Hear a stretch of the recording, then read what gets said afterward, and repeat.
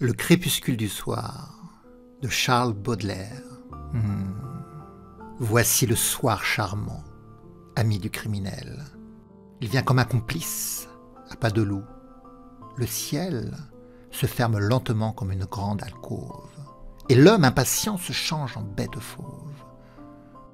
Ô soir, aimable soir, désiré par celui dont les bras, sans mentir, peuvent dire « Aujourd'hui, nous avons travaillé ».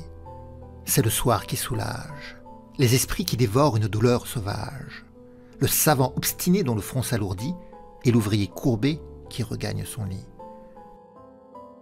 Cependant, les démons malsains dans l'atmosphère s'éveillent lourdement comme des gens d'affaires, et cognent, en volant les volets et le vent, à travers les lueurs qui tourmentent le vent. La prostitution s'allume dans les rues, comme une fourmilière, elle ouvre ses issues.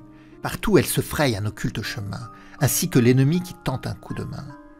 Elle remue au sein de la cité de fange, comme un ver qui dérobe à l'homme ce qu'il mange. On entend, çà et là, les cuisines siffler, les théâtres glapir, les orchestres ronfler, les tables d'hôtes, dont le jeu fait les délices, s'emplissent de catins et d'escrocs, leurs complices.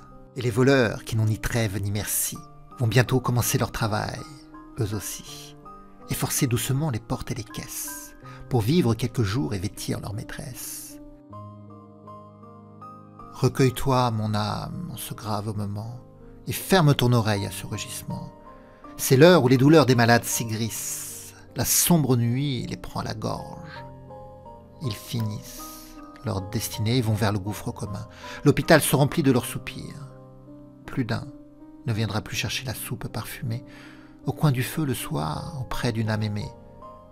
Encore la plupart n'ont-ils jamais connu la douceur du foyer et n'ont jamais vécu.